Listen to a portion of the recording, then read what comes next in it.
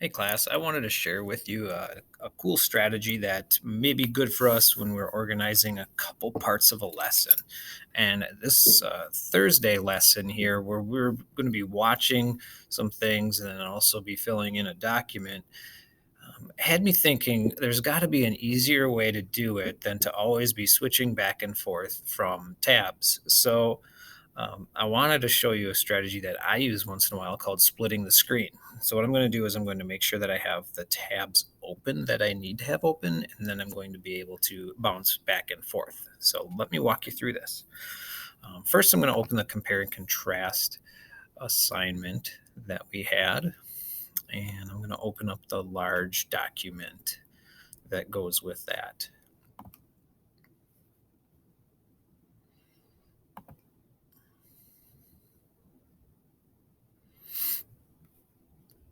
Good, there's that. And then I want to open up the video that would go with that. So here's the other document. Okay.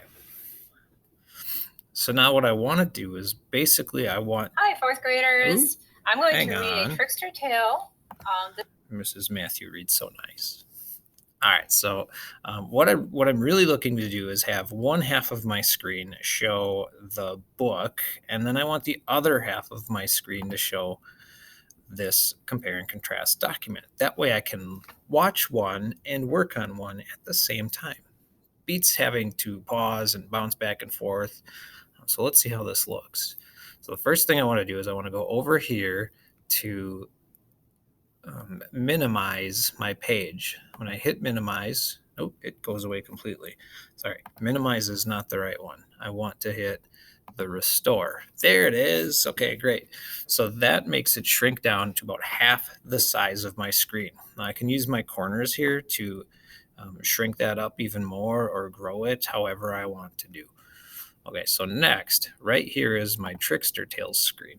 I can click on it and hold my click, and I can, let me do that once again, and then I can drag it into a separate area on my screen. All right, and I can make sure I'm back here with this. All right, so now what I've got the video that I want to watch and the the document that I want to work on, both on the screen at the same time. So I can play this document. This one is from in. All right. So that when I'm listening to the story, I can be over here and I can be typing in information as I go along. All right. So this is just a simple way to split your screen, it is called, for a task such as this. And I think we're going to be trying this out and using this a little bit more as we go, just to help keep us a little bit more productive. Now, let's work it in reverse. So let's say I'm finished up with all of my document here. I filled in title one, title two, compare, contrast in this case for this example. What do I want to do with this window that's open here, and how do I get everything back on one single page? All right, so I've got a couple options. I can just simply close out this tab. I could just exit out, and that window will disappear. All right, that's fine if I don't need this Trickster Tale anymore, but I can also get back to my Canvas page here and select if I need it. So what I'm going to do is I'm just going to drag this back over here.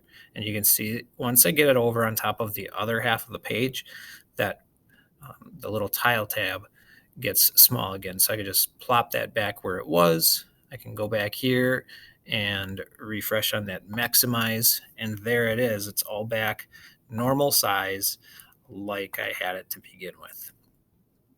All right. So that's pretty much how I would work on splitting my screen. It's a great strategy to keep us productive when we've got a couple screens that we need to take a look at the same time.